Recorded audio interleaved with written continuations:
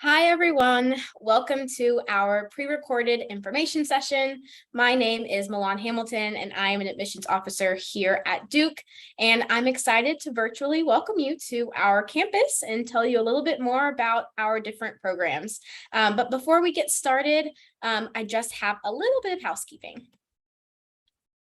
So recording of any of our undergraduate admissions sessions is prohibited. Unfortunately, the university does own the copyright to informational materials that are prepared by our undergraduate admissions office. So thank you for joining us again. I am sure that today you are joining us from all over the world, representing a variety of different countries, but also representing various cultures, backgrounds, and identities. And you'll find that the community that's here at Duke is exactly the same way. So Duke is comprised of a diverse body of students. We have students that come from various regions, gender identities, religions, and ethnicities. And out of our 6,700 students, over 50% of our students identify as being students of color. More specifically, for the class of 2025, 57% of our students identify as being white, 29% identify as being Asian, 17% identify as being Hispanic or Latinx, 13% identify as being Black, 2% identify as being Native American or Native Hawaiian, and 22% indicate that more than one race or ethnicity is true for them, and 6% of our students elected to not self-identify. Addition to all of this, about 60% of our student body comes from public schools, 14% of our students are international, 55% are female identifying, and 11% are first generation. So no, that was a lot of numbers and percentages to throw out, but overall, I'm really just trying to point out that Duke students are coming from all over, from all 50 states and from all over the world. And there's really not just one type of Duke student. They all come together to celebrate this big community that we have here. And this picture is taken during orientation week that you see on the screen. It's where our first year students are given a Duke t-shirt and they take a photo together as a big class. And you can tell that in this picture and through the other programs that we have at Duke that we really do work to foster a sense of community and celebration of this community here. Duke is also a really inclusive campus, and we're working to celebrate students as individuals as well. So there are various cultures and identity centers here at Duke, such as the Mary Lou Williams Center for Black Culture, the Center for Sexual and Gender Diversity, and the Center for Multicultural Affairs, which are just a few to name. It's very typical for you to meet tons and tons of people who are very different from you here at Duke. A perfect example of this is the dance group that I was a part of while a student here at Duke. It was a multicultural dance group. We performed a variety of different styles, and our members spanned different cultures and identities, much like our greater Duke community. Often the styles we performed, such as Bhangra or West African, were really integral to the communities that they originated from. And we really took the time to learn about them before we even celebrated them through dance. And I was always really, really excited to invite my friends to see me perform as well. And so you'll find as a Duke student that Duke is really collaborative and a really supportive campus. So students are supporting each other inside and outside of the classroom, whether it's like attending my dance or musical theater performances or watching my roommate, give a presentation of the research they're conducting. You'll find that we do really foster a sense of collaboration and excitement rather than competition here at Duke. So that sense of vibrant energy does start in the classroom, whether it's with our Trinity College of Arts and Sciences or the Pratt School of Engineering. Students are able to explore an interdisciplinary and rigorous yet flexible curriculum here at Duke. So as you can see in this photo that's here, students are participating in evolutionary anthropology class, and it's really not unusual for students at Duke to have this kind of opportunity to be involved in more experiential and hands-on learning. So you may find students taking class outside on the Able Quad or engaging in group projects, or even participating in what we call service learning, which allows students to participate in civic engagement alongside the curriculum being presented in their classroom. For example, a lot of my education classes as a student had service learning components to them and allowed us to go into schools throughout Durham, work closely with students and teachers once or twice a week. I've also seen a Spanish class at Duke that allows students to become translators for English language learners in the Durham community as well. So Very, very few of my classes were just lecture classes where you are a vessel awaiting knowledge. At Duke, you're often learning and discussing alongside your professors and peers in and beyond the classroom. This flexibility in learning is essential to the liberal arts curriculum in our Trinity College of Arts and Sciences. So at Duke, you don't apply to be a major, but rather to one of our two schools that we offer, the Trinity College of Arts and Sciences or the Pratt School of Engineering. The best way to kind of decide which one you'd like to apply to is really through a simple decision. If you in any way have a desire to study engineering while here at Duke, then you'll want to apply to Pratt. And for all other majors, you'll want to apply to our Trinity College of Arts and Sciences. There's not really a core curriculum in Trinity. In fact, there is really only one class that Duke students are all taking, which is Writing 101. And even then, there are various sections that cover different topics from decoding Disney to writing in the African diaspora. There's over 400,000 possible combinations of academic pathways in Trinity, and we offer tons of majors, minors, certificates for you to be able to pursue your interest. And you can find a list of all of those available on Duke's website. Of course, if any of these pathways don't interest you or don't satisfy your needs, you can create your own major through Program 2. And you have flexibility through Program 2 in that you can combine all of your academic interests with the faculty sponsorship if the options that we have, aren't satisfying what your academic needs are. I currently have a friend at Duke who is doing a Program 2 major called Fashioning Society, where she combines her interest in fashion with sociology, policy, and design courses. And it's really honestly typical for the courses you take and even the majors that you have while at Duke to be interdisciplinary like this across departments. So regardless of your interests, our liberal arts focus does offer many pathways for you to be able to pursue them. Our second school is our Pratt School of Engineering. So Pratt offers students the same liberal arts education with a hands-on engineering curriculum. So Pratt students are choosing among 5 majors in this engineering school, either biomedical, mechanical, civil, environmental, and electrical and computer. This is not to be confused with computer science, which is also a major we have that is housed within the Trinity College of Arts and Sciences. But Pratt students can also double major, they can get a minor and pursue a certificate across both schools. This flexibility is built into the engineering curriculum as well. So our engineering students are even studying abroad at 10 times the national average, and 85% of our engineering students have more than just their one major. While Pratt and Trinity students may be taking some different classes throughout their years, they are both really integrated into the culture of Duke, and you don't feel like either school of students is really separated from each other. Some of my closest friends were engineering students, and Pratt students really do have a wide array of technology available to them. So all the times my friends would, engineer me or 3D print me or laser cut me different birthday gifts, which was always fun. And I currently have a ton of these little trinkets sitting around my apartment to this day. Many of these engineering courses are also collaborative in nature, so I always love to highlight our first year design course. It's also what's pictured here.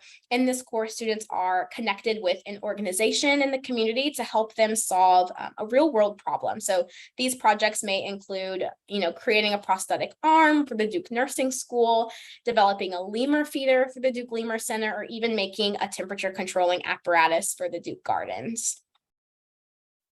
So this slide is really here for you to see all of the possible combinations that these students are pursuing and to reinforce how flexible our curriculum is. So combinations like these are typical of a Duke experience.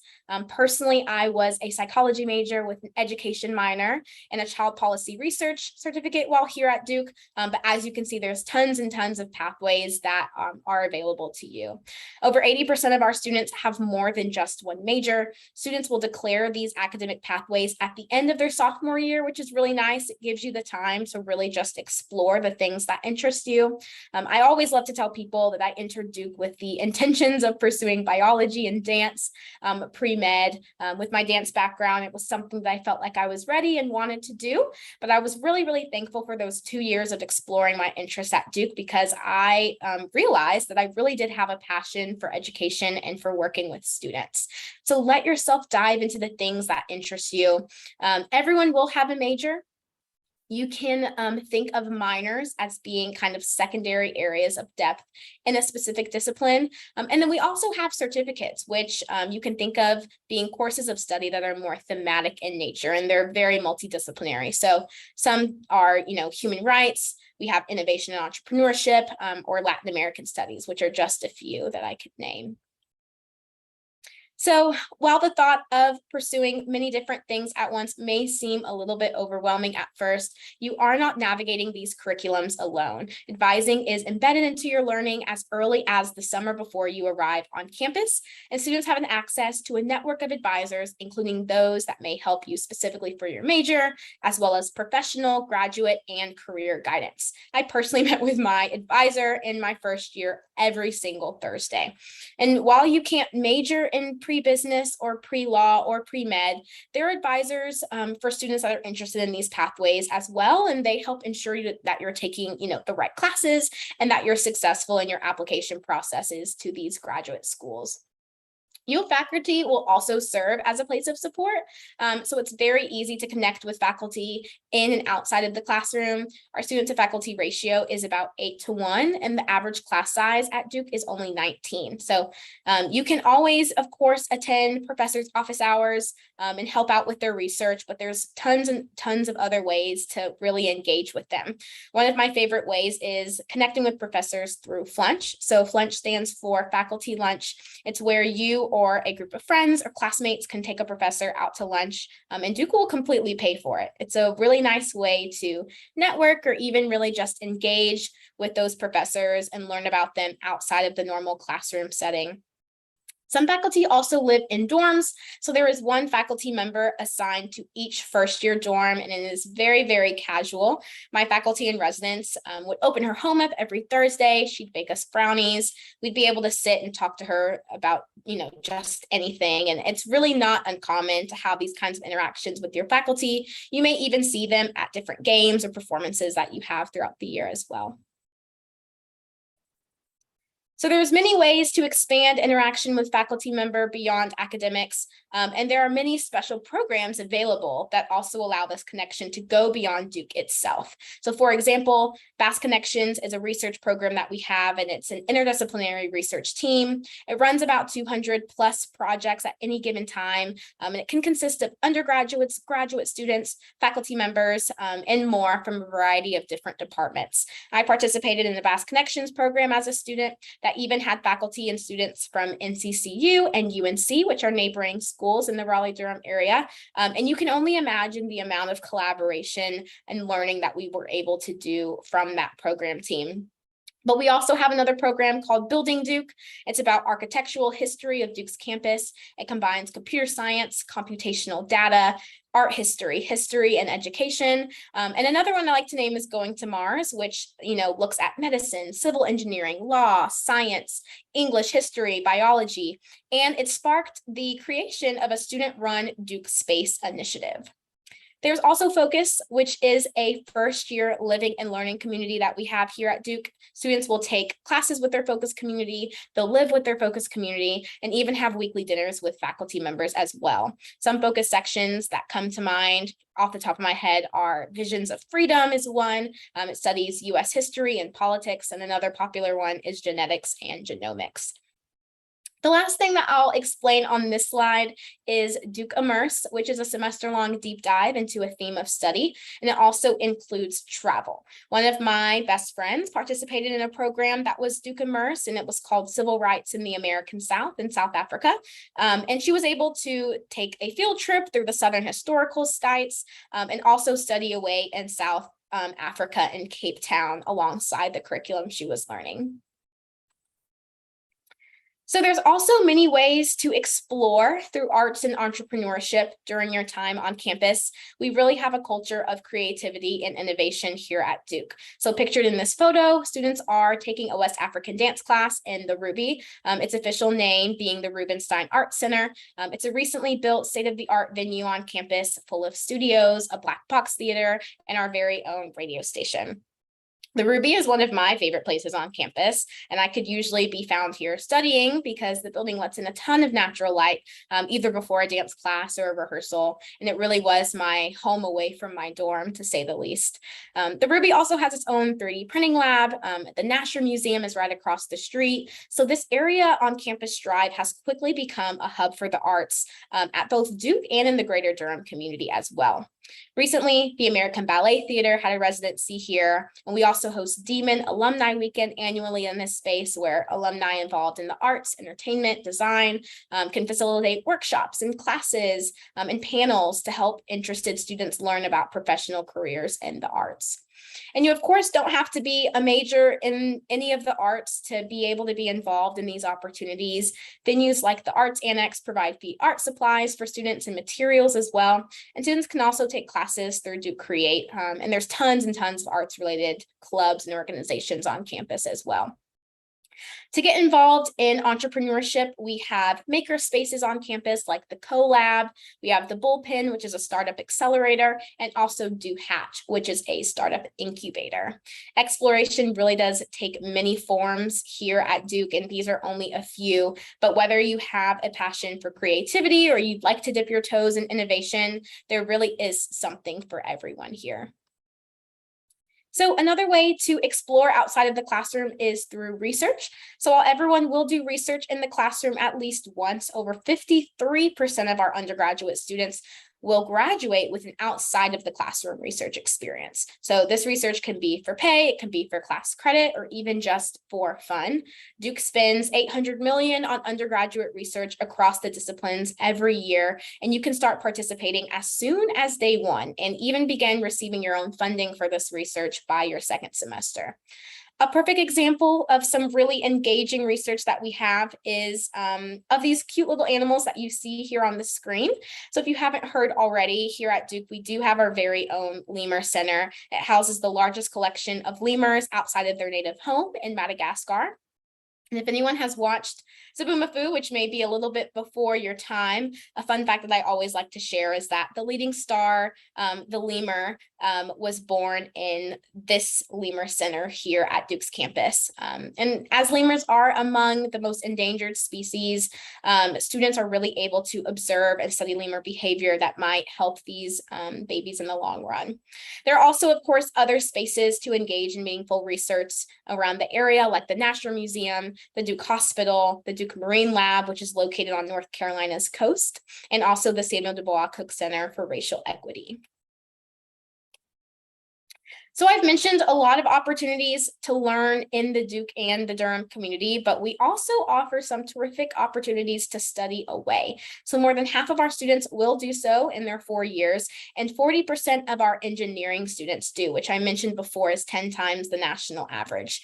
So these opportunities are available both in the summer or for a semester. And the best part is that they are covered by financial aid. So we offer study away programs both domestically and internationally, including Duke in Silicon Valley, which studies computer science and economics, Duke in New York, which has both a finance and an arts track, Duke in Costa Rica, focuses on environmental sustainability, tropical epidemiology, and Spanish. And then Duke in Venice is also another one that focuses on history and culture. I personally studied abroad in Spain. I got to stay with a host family while I was there, and so I was truly immersed in the culture. I took daily Spanish classes, and every weekend we had the opportunity to travel to a different city in Spain and really apply some of that cultural knowledge and history that we were gaining inside of the classroom and be able to utilize it. While I was there, I studied and got to travel in Madrid, in Venice, and in Barcelona. So I can't talk about ways to engage away from campus without mentioning Duke Engage. So Duke Engage is an 8-ish week immersive community engagement opportunity. It's fully funded through the generosity of the Bill and Melinda Gates Foundation. Shout out to our 2-time alumna, Miss Melinda Gates. And it does take place over the summer where students will work with community partners, both domestically and abroad through different projects. Roughly a quarter of our students will participate in this program, and it's not for class credit, but rather operates more like a service internship. So students are applying to be either on a group project with a cohort of students, or they can also design their own project as well. Students at Duke will be traveling across the country to try to make a difference in the communities that we are serving for as long as those partners and communities want us there, of course, and new sites are continuously formed every year. My Duke Engage cohort took place in Boston, where we served with different education nonprofits in various capacities with the hopes of really addressing education inequities. But some other projects have included Duke Engage Bolivia, which is actually what's pictured here. It's a joint project focusing on community outreach and infrastructural development. And I believe that these students that are standing on this bridge actually built the bridge itself. Duke Engage India is also another one which focuses on educating and equipping women and children with financial independence. And then Duke Engage Chicago is another popular one that connects culturally relevant pedagogy with urban education. So while it is fun to be away, at some point, you do have to come back to campus. So I want to talk a little bit about what you will be doing the majority of the time, which is living at Duke. Duke really prioritizes being a residential campus. So we do require students to live on campus in their first 3 years. And because of the strong knit community that we have here, I actually preferred it as a student. This picture is of East Campus, which is where all first year students will live. People all the time, ask why all of the first year students are living on a separate campus, but that sense of community really does start on East. East Campus is perhaps also the best example of student initiative and innovation on campus. A group of Duke students asked the administration if all freshman students could live together, and they said yes. And so East Campus, as we know it, has only really been around since 1995. Here, all first year students live together, they eat together, and they spend most of their time together outside of the classroom. It's always, it takes away a little bit of that intimidation that you may feel entering college for the first time and allows you to learn and grow alongside people who are kind of just figuring it out just like you. East Campus is also its own self-sustaining campus, so it has its own buffet-style dining hall for first years called Marketplace, its own library called Lilly Library, and it also houses the music department and has its own gym. So students are not isolated from the rest of the community. There is a bus that comes every 5-ish minutes and takes campus to and from both campuses on about a 5-ish minute ride. And it's also common for you to have classes on East Campus all 4 years. The moment that you do step foot back on campus as an upperclassman, you will miss those community building experiences that you had and loved so dearly in your first year at Duke. I personally loved living here on East, and I loved my first year in general. Marketplace had long themed dinners and midnight breakfasts during finals. And East Campus had carnivals that started during orientation week and happened all throughout the year. And I also met a lot of my friends in my first year dorm that I still keep in touch with to this day. So based on the success of the East Campus residential community, Duke just introduced a new residence life structure in September of 2021. So the goal is to build a transformative and inclusive living and learning experience for all students throughout all 4 years of their time at Duke. And it will carry them, to and beyond graduation as well. So what will happen is that at West Campus quads are divided into 7 residential communities. Each will create its own identity and programming, and quads will also have faculty affiliates. East Campus houses will be permanently linked to different West Campus quads, and so students will know their quad affiliation when they enter Duke. Sophomores will then live in their residential quads, and juniors and seniors may choose to stay in their quad, or they can move to on-campus housing if they're juniors and seniors, or off-campus housing if they are seniors at that point. So this will begin in the fall of 2022 for current first-year students, and it's called Quad X. We're really excited about it. If you have more questions about this new residential community and experience for students, please visit quadx.duke.edu. So of course, if you are living at Duke, you are also living in Durham, North Carolina. Recently ranked number 2 places to live by US News and World Report, the Durham and the Greater Triangle area is really a hipstery and artsy city. We are also ranked number 1 mid-sized city for jobs by Forbes. And in the Raleigh-Durham area, you have access to tons of research and internship opportunities. We're also not too terribly far from our rival schools in Raleigh and Chapel Hill. And though we may be enemies on the court, we couldn't be better partners off of it. For example, we have the Robertson Scholarship, which is a full scholarship and partnership that we have with the University of North Carolina at Chapel Hill, where students in the program are able to live and take classes at UNC for a semester, and UNC students are able to do the same here at Duke. Durham is also named the foodiest city in the South, so you're bound to find a plethora of cuisine when you arrive. Some of my favorites are the Parlor ice cream, Pompieri pizza, and Boricua Soul, which is a Puerto Rican cuisine. And there's also DPAC, which is the Durham Performing Arts Center here at Duke. It's the second most attended venue in the country, showing musicals like Come Far Away and Hamilton, and also comedy shows and concerts as well. So in this picture that you're seeing here are rooftop views showing a blend of traditional old buildings, some tobacco references that are central to Durham, and as well as some innovation that you see here through the One City Center.